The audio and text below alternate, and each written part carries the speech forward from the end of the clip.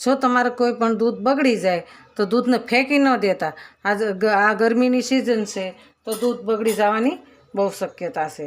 પનીર બનાવવાનું છે તો આપણે ઉપરથી મલાઈ લઈ લઈશું. પહેલાં આપણે મલાઈને કાઢી લઈશું. તો આપણે આવી રીતના દૂધ ફાટી ગયું છે. તો આપણે આનું પનીર બનાવવાનું છે. તો પનીર બનાવવા માટે આપણે પહેલાં તો ગરમ કરીને ઉફાળો લાવવાનો છે. તો આપણે ગરમ થવા મૂકીશું. આપણે એનો ઉફાળો લાવવાનો છે. આપણું દૂધ ફાટી ગયું છે. ઉફાળો આવી જાય પછી આપણે લીંબુ નાખવાનું છે.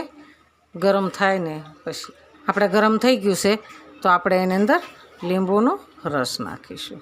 અડધું લીંબુ નાખી દઈશું એટલે બરાબર ફાટી જાય એમ. તો આપણે એનું પનીર બનાવી નાખીશું. આપણે સરસ ઉફાળો આવી ગયો છે અને આપણું દૂધ ફાટી ગયું છે. થઈ ગયું ને અલગ અલગ. તો આપણે હવે કપડું લઈશું. ગેસને આપણે બંધ કરી દઈશું. આપણે દૂધ બધું એની અંદર એડ કરી દેવાનું. સફેદ કપડું જારીની અંદર કપડું પાથરી આપણે અંદર એડ કરી દેવાનું. આપણે હવે કપડાને ભેગું કરી લઈશું. ભેગું કરીને એને પોટલી વાળવાની છે. આપણે આવી રીતના પોટલી વાળી અને એની પર વજન મૂકી દેવાનું છે. તો આપણે હવે એની પર વજન મૂકી દઈશું.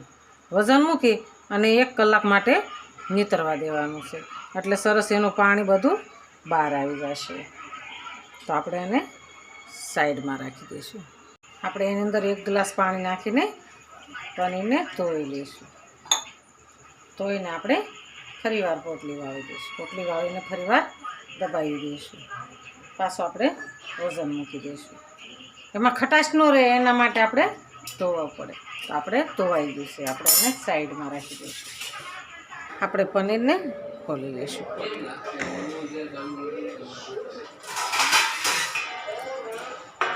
એકદમ મસ્ત બની ગયું આપણું પનીર. ટીવી ધીમું કરો થોડું.